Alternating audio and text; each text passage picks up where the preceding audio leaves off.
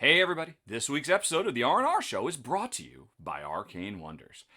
And hello, Ruel. How are you doing? Hello. Hello, Richard. I'm doing fantastic for episode number 26 of the R&R show. How are you doing, my friend? I'm beside myself that we continue somehow to pull this thing together week after week, and people keep showing up. We will try to put on a good show for you folks, as always. This week, we're going to be talking about upcoming Kickstarters that we found that you might want to take a look at if your tastes run anywhere parallel to ours. But before we get to the top 10 du jour, well, I don't know. Is there something else we're doing?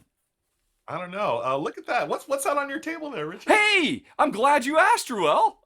This is a copy of Onitama from sponsor of the show, publisher Arcane Wonders. This is an excellent game, and interestingly, this is our first What's on Rahdo's Table game that has appeared a second time. And since we have already talked about this game and its awesome expansion, Light and Shadow, that adds ninjas, basically, we did that back in the October Halloween themed episode. So if you want to know about the game, you can go watch that. And in fact, actually, you can watch all the old episodes of the show at rnr.rahdo.com. Let me put that on screen for folks. There's a URL. You can watch episodes 1 through 25 and watch us evolve and maybe get a little bit better every step of the way. But today, we figured, hey, since we've already talked about Onitama on a previous show, let's actually play the thing. Just for a couple of turns to give you an idea. Ruel, you are the blue player. Your teacher, I believe, is trying to either get to my school or any of your pieces. If you take my teacher out, that's the win, correct? Yeah, that is correct. Yeah, All right, that's then, the two using the win power conditions. of the crab or the frog, make your first move. Yeah. My first move, I'm moving my master. I'm putting him out there. I'm taking a chance using the crab to go straight ahead one Straight space. ahead one. So these were the options that Ruel had. He chose to move forward instead because you couldn't move sideways because those spaces were occupied. And now he'll be able to bring the mantis. And it is my turn. And oh my gosh, should I do it? Do it. Yeah, I'm gonna do it. I'm gonna go crazy. I got the eye of the tiger, so I could move something one step back or two steps forward. Boom! Look at that. That's right. And the reason I can do that is because I know what Ruel is capable of. I can see what moves are available to him. And where my master is, he cannot... he cannot get to me. I almost thought the frog could jump there, but can't quite jump that far. Yeah. And he better do something, because I've got the crab lying in wait to finish this, just like that. Exactly. It could be the shortest game of Onitama ever. But you know what? I'm going to use the Mantis power that you just gave up to move my master back to the school. All right, run away! Run away! And so now you've given yourself the tiger that I used to good effect. And if I had that tiger, I would jump, I would pounce, and I would win the game. But I just gave you the tiger, and now I'm in danger. Now I've got to get out of the way. Or I've got to come up with something. Yeah, I mean, I've got to get out of the way. This was a very silly opening gambit I had here. And no matter where, if I move, I've used sideways with the crab or what. Wait a minute. Could I use my monkey to move diagonally? The tiger would jump over me. Oh, wait, no, but the frog would get me. So I can't do that. That's the brilliance of this game, folks. That your move potential, and more importantly, your opponent's moves, are constantly shifting in this very simple, streamlined game, Battle of Wits, which I think we're going to stop right there, because I think that did a pretty good job of giving an idea of what Onitama is all about. Yeah, it is a wonderful game. It's a family favorite here in my household. Michelle and I love playing this. Again, it's a really fun game for people who want to play chess but don't want to commit to learning all the different gambits and moves and stuff. I mean, you have all the moves you have can do right there in those simple cards. It's always a fun game to play. Oh yeah, and it's a simple, streamlined, elegant game. But when you bring in the light and shadow, each player gets an additional board with a player screen, and on that board you have a ninja that can move around and see. Actually, there's a few different ways that ninja Path of Light and Shadow expansion works. Again, go check out the R&R episode from October 2021, and we go into detail on that.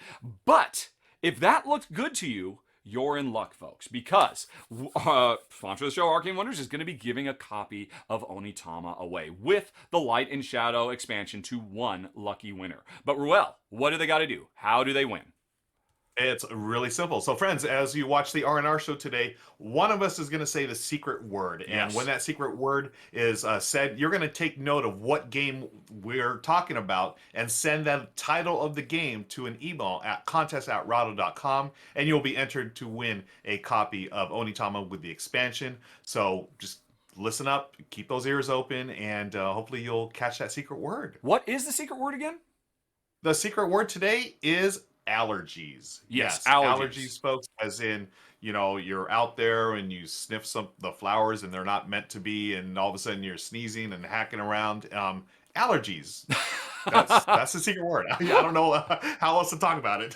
Yep. Very, very, very catchy. Now, I Yeah. should add one more thing. Our sponsor, Crowdfunding Games, will ship Onitama to certain countries. There are some countries that they are not shipping to. So, if the winner this week is from one of those other countries, we have a backup as well. And at one point, I had that on screen, and now I don't. So, I'm going to very quickly get this back on screen while talking.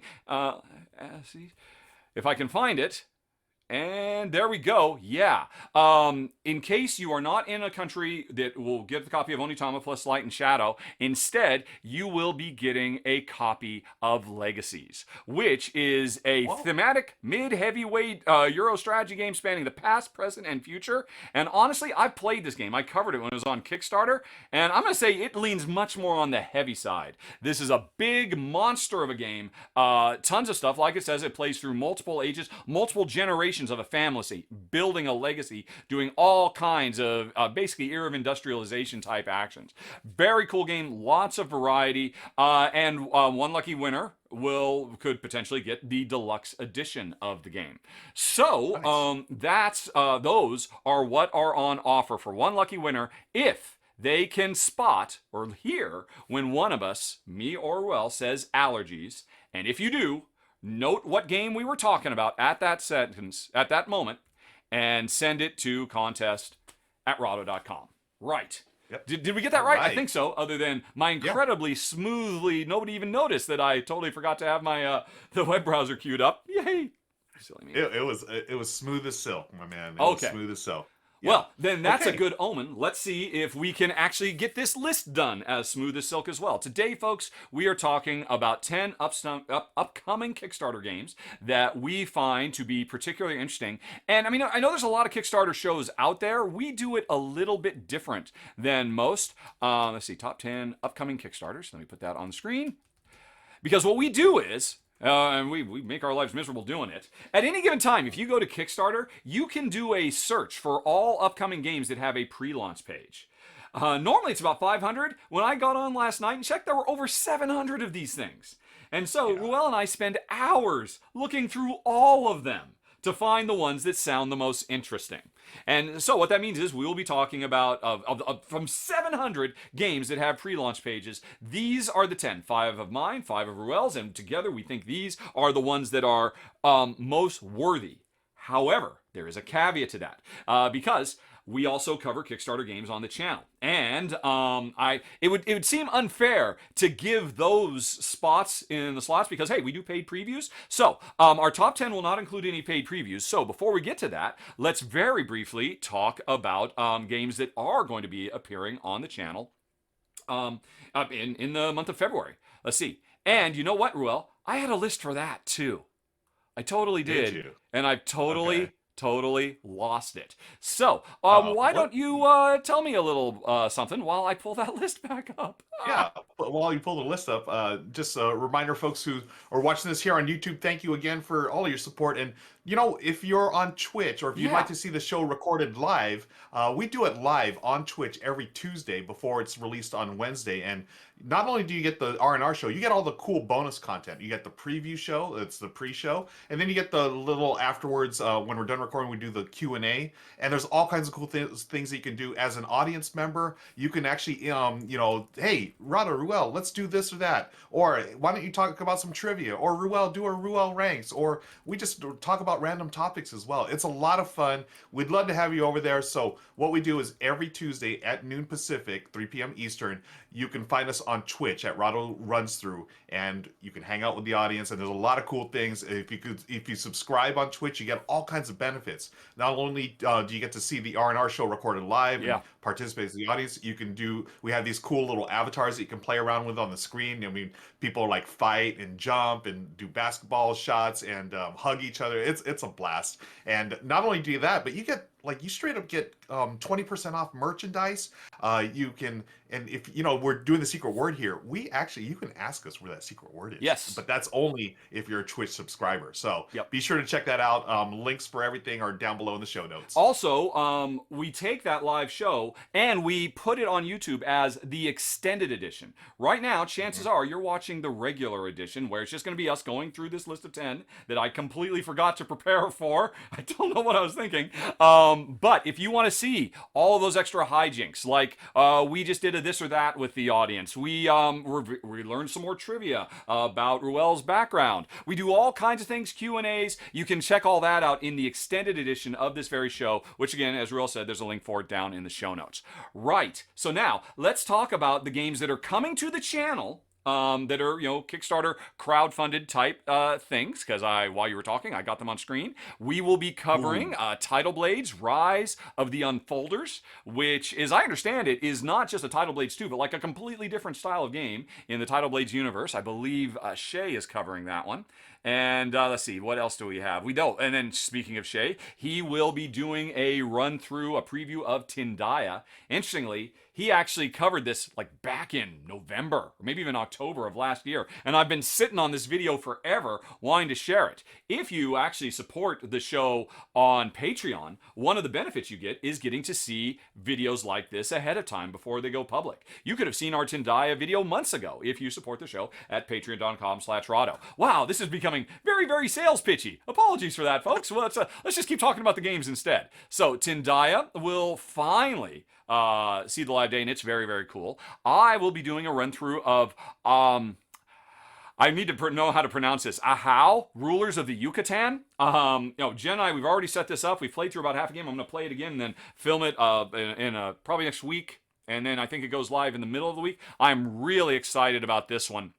It's a very, very deep and interesting, rich Euro simulation, and the developers have really gone above and beyond with working with cultural consultants from Mexico, nice. And and professors to get a lot of detail. And I mean, they are just hitting all the buttons. It looks like it's going to be really fantastic. You can watch for that coming soon. Then oops, I went too far. We've got Old London Bridge, which I just filmed the other day. It'll be going live, I think, next week, and honestly, I was blown away by this game. I thought, it's a Leo Cohen game. We like his designs, but this one really goes above and beyond. A very interesting, tense, and yet incredibly simple, elegant, easy to teach Euro game about building buildings on the Old London Bridge. Watch for that run through coming from me pretty soon. Really like that one a lot. And Rolling Heights. Ryan, Knights Around a Table, is going to be doing an excellent how to play rules video for this. And I mean, as far as I'm concerned, no offense to Rodney. Rodney, I love you, but Ryan is the best in the biz, and that's why I have him doing rules run-throughs on my channel. And this is a very, very cool game where instead of rolling dice to trigger actions, you literally roll meeples to build cool 3D skyscrapers and all of that. So you'll be able to see Ryan teaching everybody how to play it when it goes on Kickstarter. And then there's Astro Knights. Oh, I love me some Astro Knights because I love me some Aeon's End. And this is basically a science fiction sequel to Aeon's End. I already did a live playthrough of this on Twitch, and I took that playthrough, edited it down, and turned it into a run-through that will be going live this month when the Kickstarter launches. Again, I think on the 8th. And then what else have we got? We have got, La Granja Deluxe Master Set. Almost a day does not go by, Ruel, that somebody doesn't contact me saying, why haven't you covered La Granja Deluxe Master Set? And I have to respond, I know, I want to cover this so much, because I love La Granja. It's been in my top 50 forever. And this new Super Deluxe set, which is actually live on Kickstarter right now, and I think it's going for another 10 days. As I understand it, I've got a prototype. It's in the mail. I think it's coming from the Brothers Murph, if I recall correctly. And so hopefully it'll get here today or tomorrow, and I'll have enough time to get a run-through of this filmed before the campaign is over. I can't wait, because it includes a gameplay module from Stefan Feld. So Stefan Feld, I got my Feld in my La Granja, which is very, very cool. And Nice. and then Seas of Havoc. This just went live this morning. It's a cool little, or actually a fairly expansive and ambitious deck building pirate skirmish game. And Shay did a great run through of it. I think it looked very, very good. So those games, having gotten those out of the way, that's a little sneak peek of what'll be coming on the channel this month. Wait, no. The problem with filming something like this live is occasionally I make mistakes and I gotta fix it in post, and that's what I'm gonna do today because I forgot a few more games that are actually gonna be on the channel this month if all goes to plan. So let me just spend a little bit of time adding those to the official record, and like I've said before, all the links, all the pre-launch pages for everything that I'm talking about is gonna be down in the show notes. So what else have we got? We have got, well, originally, the game was called Gaijin. It had a temporary name called Outsiders while they were in the process of changing things over. And the official name is now Tamashii, if I recall correctly. This is a game Will and I have talked about on previous episodes of the show, and it's a very cool, very colorful cyberpunk game where you are playing in two worlds at once. You have to deal with the real world and the online cyber world as well as we go on all kinds of crazy futuristic adventures. I'm really, really excited about this one. It just looks absolutely stunning, and I love the idea of playing in two worlds simultaneously. Should be very, very cool. Then we've also got Static Blood Moon. This is a game I actually saw at the Board Game Geek convention in 2021. They had it set up in a booth next to my wife's booth. She goes to conventions and sells her gamer glass there. And so we were neighbors for a while and eventually sat down and took a look at their game. And I thought, this is a very, very cool little neat semi-abstract game all about dice manipulation and area control. I suspect Jen is going to love this one. And so I said, yeah, I'd be more than happy to give it some coverage when it eventually comes out. And I believe it's coming out this month. And then there's also Ryozen. I believe this is one that is going to be rules run through that Ryan is doing, if I recall correctly. It looks stunning. This game looks gorgeous. I have to admit, since I'm not the one covering, I don't know much about it. But whether it's Shay or Ryan who's doing it, you'll be able to see it when the campaign goes live. But yeah, just look at that centerpiece. This Ryozen looks very, very cool. And then finally, got to rewind through all those.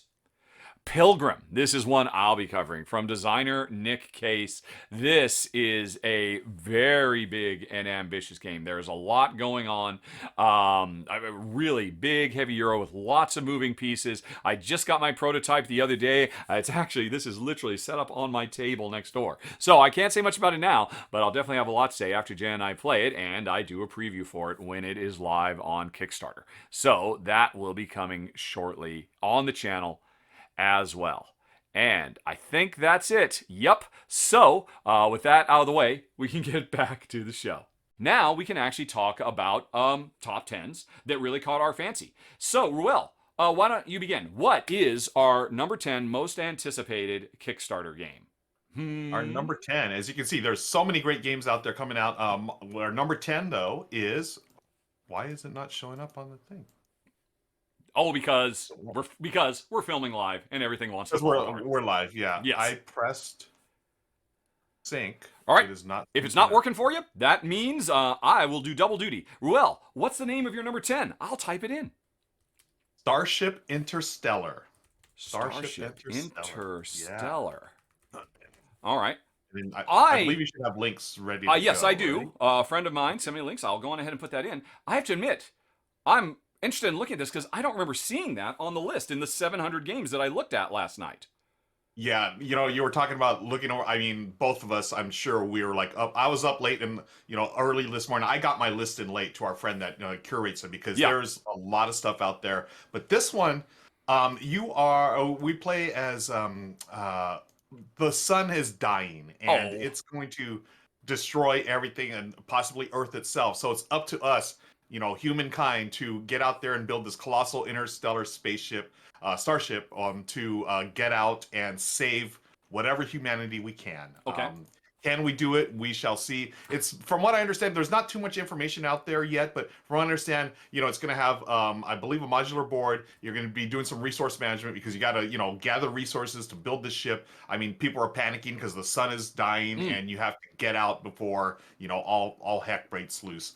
So yeah, with the little information, I mean, I love the concept of this game, but you know what really piqued my interest was one of the co-designers is Andrea Crespi. And I thought that name sounded familiar. Okay. It's the co-designer of Potion Explosion. Oh my gosh. Yeah, there he is. Andrea, if you go there, or yeah. And Alone. And Alone, which I have not and played. Apollo 13, I played that one. Wow. Yes. So I was like, oh yeah, I love Potion Explosion. I have a feeling this has nothing to do with Potion Explosion. the fact that maybe the sun's exploding, I don't know, but the fact that he's had such a great design in his background, I figure, hey, this game's got piqued my interest. Yeah, so it is. It is Starship Interstellar. Yeah, that's some pretty good digging you did. I mean, because these are some really solid titles he's got on his resume, and yet I don't think he's a household name at all. So. Well done spotting that, sir, I have to say. Yeah. Looking forward to that one. Okay. So, you would say, because like you said, there's it's a little bit less information than normal. It's the designer pedigree that got that on the list for you, right? Definitely. I mean, the theme, of course, like, okay, I like sci-fi stuff, but then, once I saw his name, I was like, oh, okay, yeah, I'm definitely interested in that. Okay. Well, cool. Well, our number 9, because this is our shared list, is Skying the Other Way. There is no design pedigree here because it is from a first timer, but I'm still really intrigued by the game. My number 9 is Cytress. And basically, this is a cyberpunk Blade Runner inspired style game, and it's a worker placement game, and it's from a first-time designer, really young guy. There he is right there. Look how happy he is. He's so excited to be working on his first game, Sean Lee. And actually, to learn more about this game, I watched his video. They did a pretty good job of describing it, but I actually watched this interview between him and the Meeple mentor. And I gotta say, his raw, unbridled enthusiasm for his game really caught my attention. But the first thing that got me was, when I saw the game set up here, I saw, hey, wait a minute. Is that the tree from Everdell? And not quite, but it's the same basic idea. And in this game, you actually use it for something. This is a worker placement game, as I understand it. You've got a bunch of workers that are going around there's the underworld where all the poor people are. And then it's not called Elysium, but it might as well be. All the people live up in the clouds. And your goal is to be making moves to get up there and get to those really sweet worker placement spots that is literally elevated up off the table. And cool. Yeah, it is. I'll admit, it's kind of gimmicky, but still, I suspect, that going above and beyond to really help sell the, again, all I can think of is Matt Damon's Elysium film, where we're stuck down here in the dirt and we finally get up there and then we see what we can do. All that sounds very cool. The other thing that I really like about it is, from a gameplay point of view, over the course of the game, you get more and more cards, and you slot them onto different sides. Let's see, is there a picture of your player board here?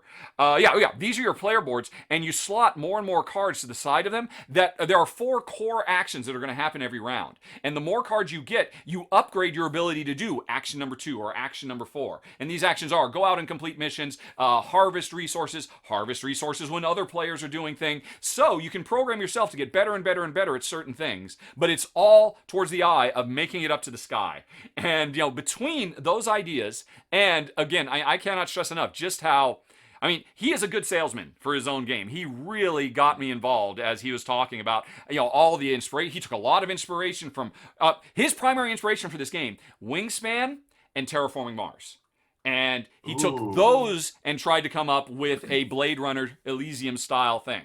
And so that all sounds very, very cool to me, which is why it's number 9 on the list, Cytress.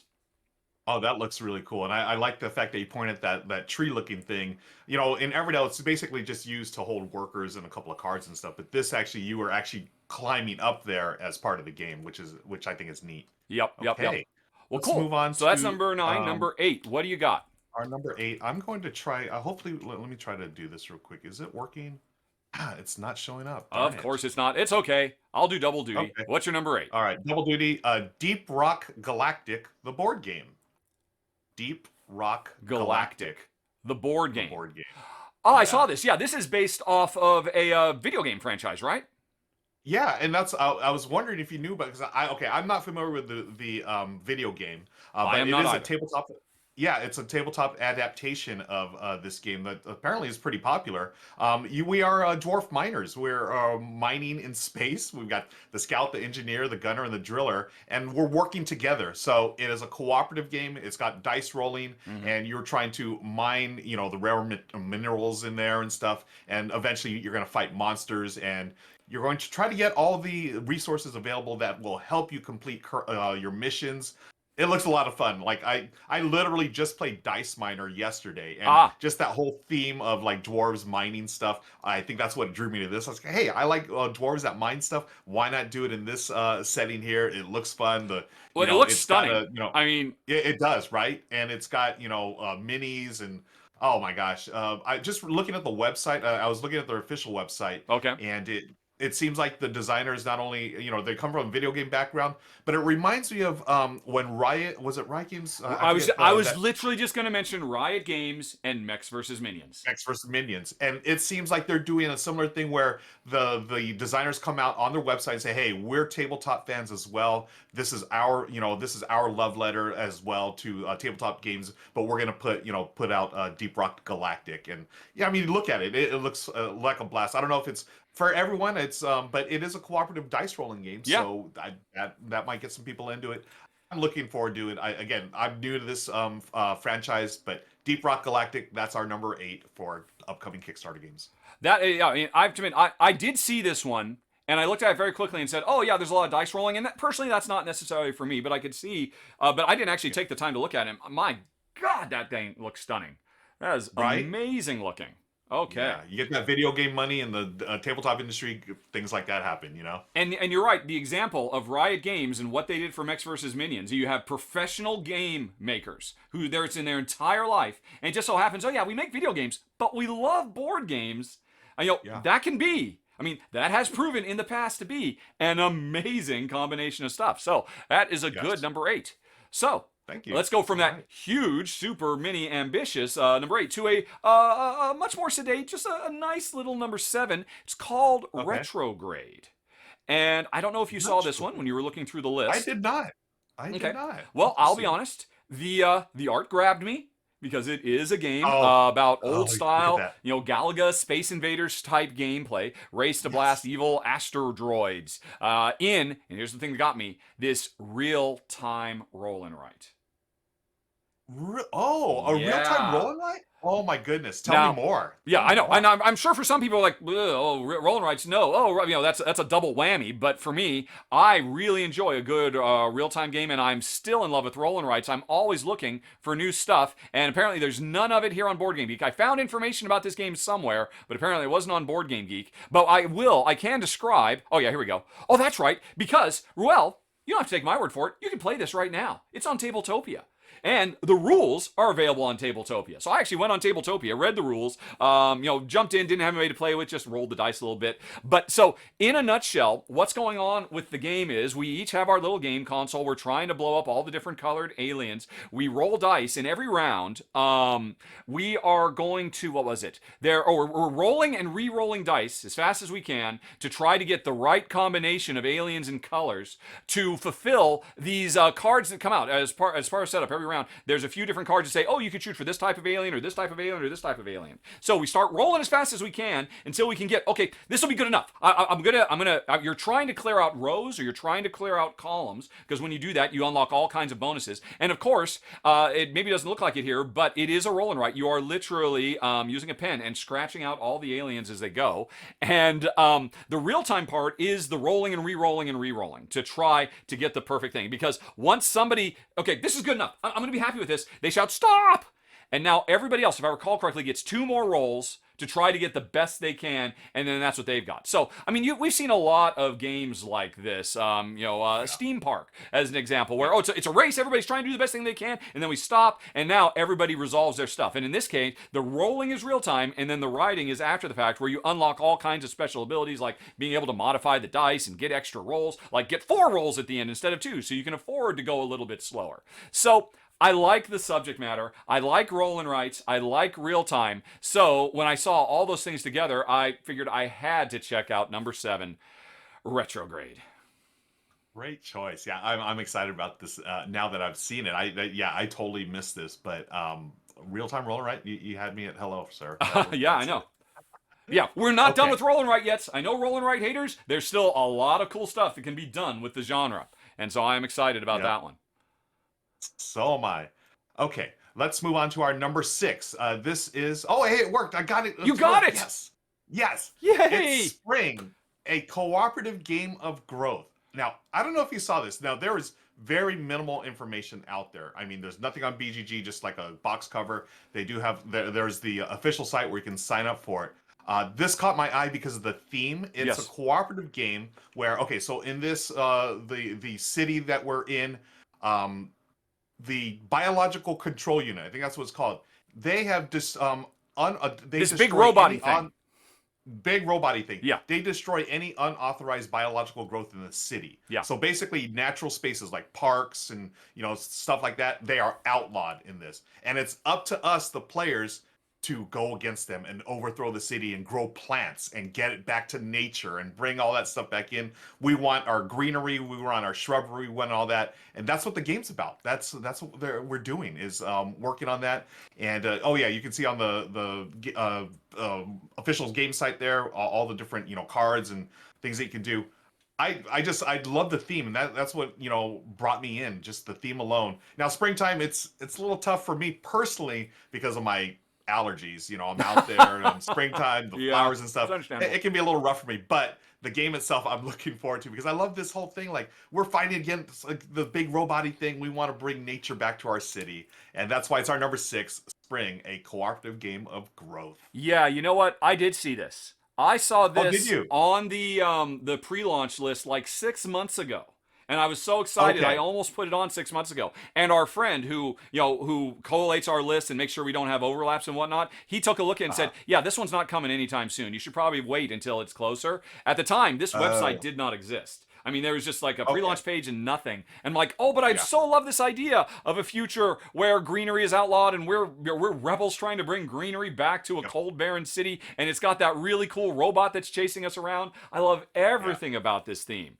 And so... it must be getting closer because, I mean, this is a very cool website. They've obviously put their time into it. They're getting people to sign up. Speaking of which, by the way, folks, I should say, as we always do, because everything on our top 10 list we found from the Kickstarter or Game Found Coming Soon list. Every single one of these, if you look down in the show notes, has a link that lets you go to a page where you can tick a box to say, hey, let me know when this game launches. And then you can forget about it. And then, so if this sounds interesting at all to you, follow the link down in the show notes, tick the notify me on launch, and then, well, hey, in a couple of weeks or a couple of months, you'll say, oh, that's that game that Roel was talking about. So cool. Yeah. All right. I'm really excited about this. Ever since I've seen this, and I've seen it month after month, I'm like, no, I should probably wait. So I'm glad you did the extra research and saw that the wheels are in motion and spring is coming. All right. Which is much nicer than winter coming, I must say.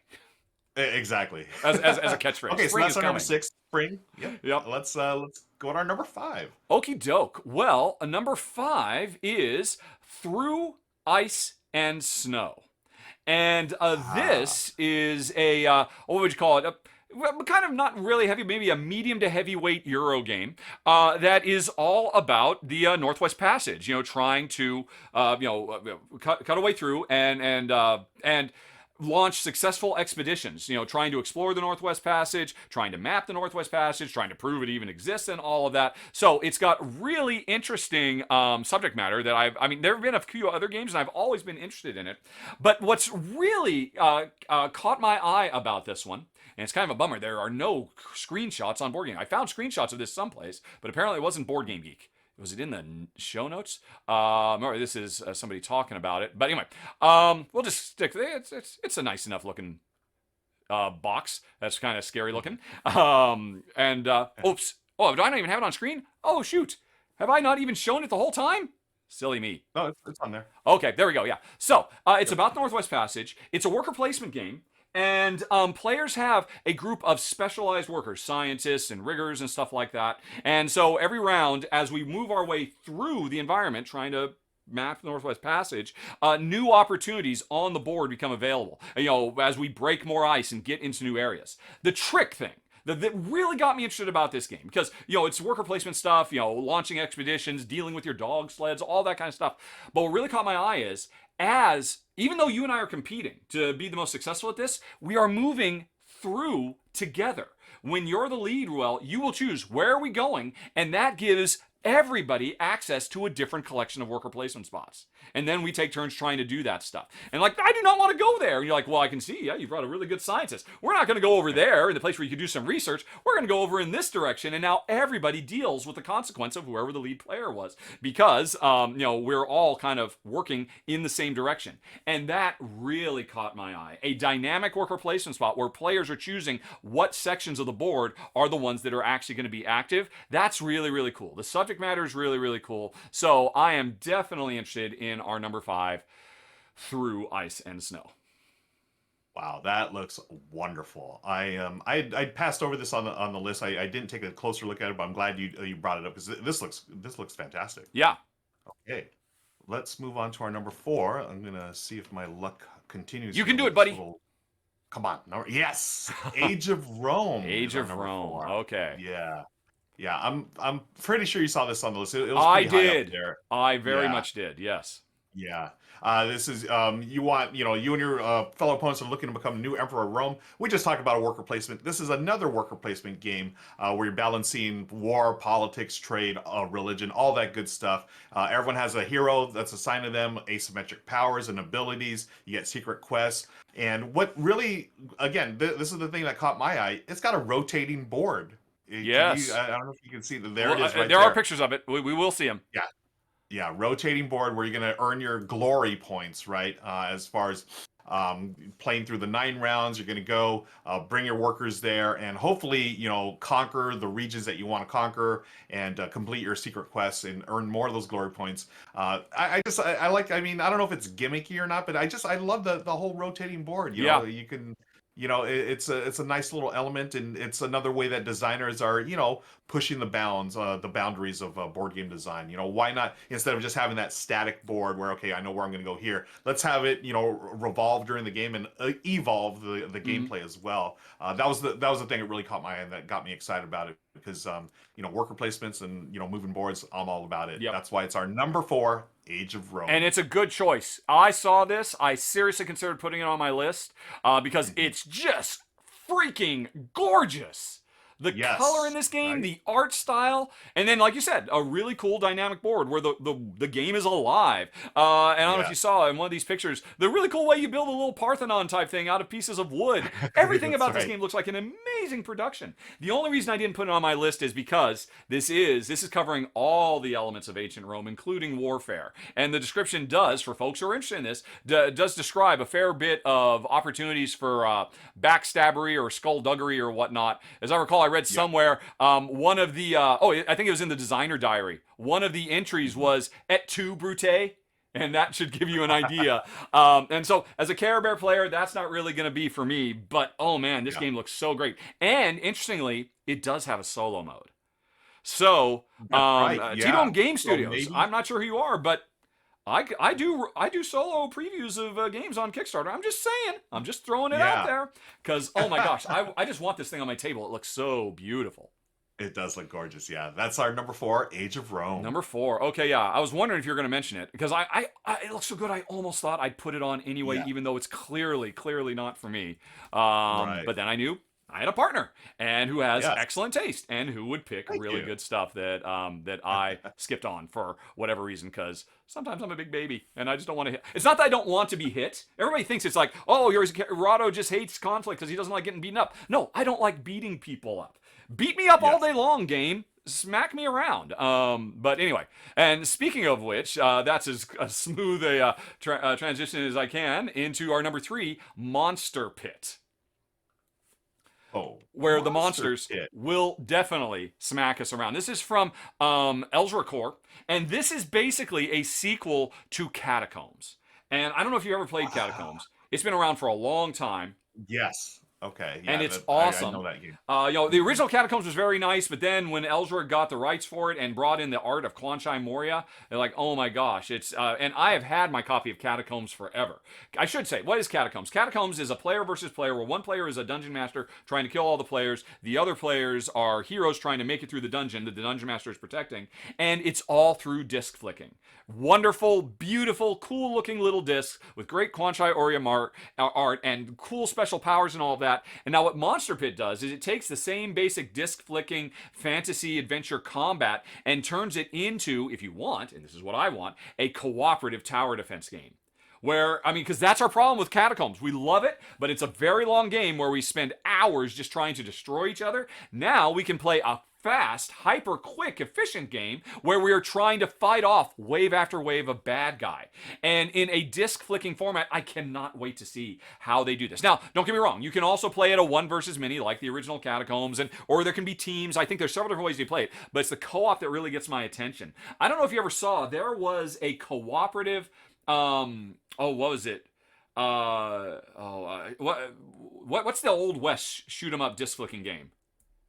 Flick 'em up. Flick 'em up. And Flick 'em up had a Dead of Winter crossover game That's that you right. could play Yeah, cooperatively, and that was brilliant. I loved the co-op there, but it was kind of an afterthought. They just threw it in, and it wasn't a big part of the game. Now the entire game can be focused on cooperative disc flicking with gorgeous art, fun gameplay. Because again, Catacombs was fantastic, so I have very, very high hopes for this one. So it looks great. I expect it's going to play great based on the pedigree, and I cannot wait to see what does co-op disc flicking look like. We'll find out when we all get a chance somewhere down the road to play number 3, Monster Pit. Yeah, you had me at Quan Chai Moria and disc flicking and cooperative. I'm super interested in this game. This one, it seems like it'll be a big hit with my main gaming group and my family and friends. So great, number 3. Cool. Okay, let's move on to number 2 on our list of upcoming Kickstarter games. Number 2 is Wreckland Run. I've got it. You had just mentioned solo games. Yeah, this is a solo game, folks. One player. And y'all, if you watch the show, if you've seen me on the internet before, you know I'm a big fan of Scott Alms. He does all the Tiny Epic games. He's done solo games, and he actually just did a solo game that was also released by Renegade last year. Or was it last year or the year before? Called Warp's Edge. I believe it was 2 years ago. Yeah. 2 years ago, yes. And this is another solo game of his that's going to be, it's got a lot of storytelling. The mechanisms, they do say it's dice driven, so okay. I'm wondering if I don't know if it's going to be a bag builder like Warp's Edge was. It's a post-apocalyptic game where it looks like Mad Max, and it's a race.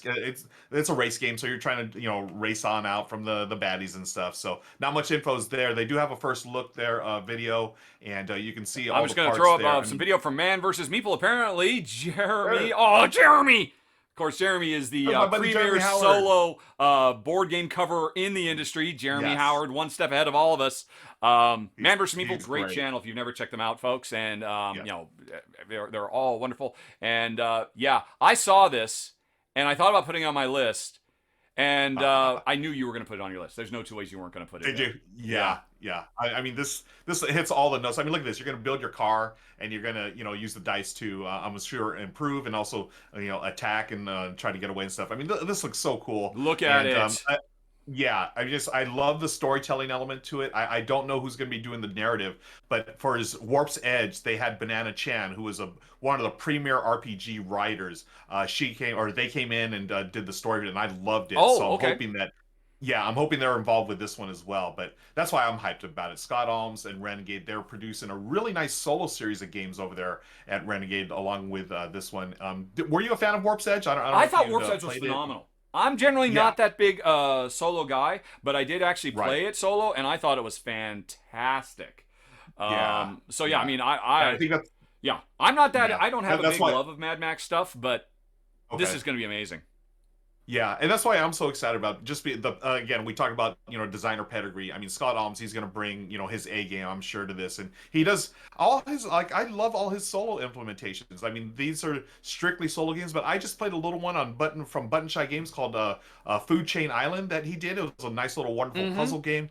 I love the Tiny Epic series of games that he does, and I always think he is solo variant rules are really well thought out and really well designed. So anytime you mention Scott and solo, I've got the antenna up. I'm like, yep, I'm ready for it. So that's why it's our number 2, Wreckland Run. That looks amazing. I have rarely been this jealous of Jeremy and David. Look at them, just lording it over. Oh yeah, we've got it here. We've been playing, and we're just going to talk about it. It's like, oh, don't you have connections at Renegade Royal? What's going on here? Yeah, you know what? I do. I just, I'm going to have to reintroduce myself. Yeah, I think you need to make a few calls. Because, yeah, that looks fantastic. And if you want to know more, folks, go check out Man vs. Meeple's video of it. I haven't watched it yet, but honestly, at this point, just looking at it, they've sold me on the thing. Jeez Louise. Good stuff this week. Yeah, good stuff. Yeah. Okay. So that was a very good number 2. Man, that is going to be hard to follow up with our number 1, but I do stand by it, I would have to say. Number 1 on our list, although I'll admit it's cheating. I'm cheating a little bit, is Chang'an. And it's cheating because when I was going through the 700 games yesterday on, going through there, this was a coming soon. It launched this morning, so it's actually live. Basically, I cannot send you to a pre-launch page of it, but you can actually go to the real Kickstarter page. So let's just go on ahead and do that. This is not normally what we do. Kickstarter.com. Let's see, let me put their name in. Let's go check out the Kickstarter page because I believe it's live even as we speak. If I can find it. And no, I can't. Why can't I find it? Did I spell it wrong? All right. Alrighty. I can't. Why can't I find it, Ruel? It's our number 1. I clearly made a typo because I was doing this at 1 o'clock in the morning. All right. I'm going to find this. Don't worry, folks. Okay, here we go. You got it? I think I got it. I could just talk about it, but it's much better to show than tell, I find. So let's show you our number 1, Chang'an, which is live on Kickstarter right now. Build the city of Chang'an. I was spelling it right. Why didn't I find that? New engine building resource management game from Nestor Mangone and Carlo Camaroto. Now, Carlo, I'm very sorry. Your name is not as familiar to me, but Nestore Mangone, yes. This is a guy to watch. Everything Nestor touches turns to board game gold. Cardboard gold is what this guy does. And so I expect great things from this game. Let's see. I didn't even know. What's in this video? I didn't even know what's coming. Okay, so it's a game. It's a very simple game. At its heart, what you're going to do is you're going to play a card that represents a person, place, or thing here, and you're going to put it on the top of your board. You're going to stack them up and create these little mini engines where, hey, I put it on this stack, I get to gather everything of one type of resource. When you're doing that, you could also take stuff from elsewhere and move them around. And then what's ultimately going to happen is, as you're putting them in these individual stacks above your board, they will slide down and become little mini engines on the board itself. And I love this idea that when they're up above, they're resource generating, and then once they slide down to what column you choose is very important because ultimately it's going to join a different engine down below. And so you're like, okay, well, what do I want to gather right now? I need to gather these stone, but I need this thing to slide down over to this other column where all it's going to do is give me a little bit of lumber. And so having to make those kinds of choices, this game, it looks very pretty. It's got design pedigree for day. It's live on Kickstarter right now. I hadn't meant to do this, but how's it doing? Let's see here. It looks like it's going to fund on the first day. It's doing okay. Nice. Boy, I really wish they had contacted me because I would love to be doing a preview for it right now because just that core idea of I've got this card, and I've got a compromise. I can put it over here. I'll get a lot of stuff, but it'll make a crappy engine later, or I can make a great engine later. You know, bird in the hand, two in the bush. I always love those kinds of ideas. Nestore, is definitely one to watch, and it looks like it has a great presentation too. So definitely one I think is worth looking out. And number 1 on the list, Chang'an from Deer Games. And for that one, there'll be a link actually down to the Kickstarter campaign instead of the pre-launch page in the show notes if you have a hard time finding it like I just did while filming live. Awesome. You know, that main mechanism, when I saw it, it reminds me, and correct me if I'm wrong, the game Aquatica, doesn't that have a similar that's thing? Interesting. You start up top and then it brings it down below. It's been a while since I played it. but it reminds me of a little bit about that. I mean, I'm sure they're different, but just that fact that you can slot it in different areas and they play differently on top of your board than when they play on Yeah. the bottom of your board. Yeah. I mean, and Aquatica is phenomenal. That idea of cards kind of grow and change in terms of what they mean to you over the course of the game. Yeah. Yep. And that is another pretty game as well. Yeah. Yeah. So that was a lot of work going through 700 entries. Jeez Louise. You know what would make it a lot easier is if Kickstarter would split it up, because it's just tabletop, and so they include all their RPG stuff in there, and about a third of it is RPG, and like, oh, that sounds really... Oh, it's a role-playing game. Yeah, we don't do a role-playing channel. The number of times I keep getting bait and switched. Kickstarter, please classify role-playing games as another subcategory under tabletop, please. But anyway, make our job easier. Yes, because it's all about us. So that's it, folks. Another 10 great-looking games. We have a few more to talk about, but we're going to do that in the after show, which we talked about right up front. Remember, there's a lot more to this show if you watch the extended edition, which you can hit that eye in the top right corner screen or go follow the show notes to check out. And in closing, did you hear it, folks? Did you hear one of us say allergies? Because if so, send your email to contest@rahdo.com with the game, not the word allergies, but the game in the subject. And this is so important, folks. Your country that you would like shipped to in the body. Or it could be in the subject too. But we need to know where you are to decide whether you're going to be getting an awesome Onitama bundle or whether you're going to get the Legacies Kickstarter package, one or the other. Phew, we made it, Ruel. I will leave the floor to you to close out the show. Well, we did it again. This is episode 26. We are still going strong, and you know what? I always enjoy my time here, my friend, talking games with you, and looking out these Kickstarters coming up. It's still early, but I feel like it's going to be a fantastic year of board games. It keeps getting better. I know a lot of people don't want to believe it, but it keeps getting better. In cardboard form, I think. All right, well, Thank you for those inspirational final words. Thank you for watching. And thanks once more to the sponsor of the show, Arcane Wonders. Have a nice day, everybody. Talk to you later. So long. Bye-bye.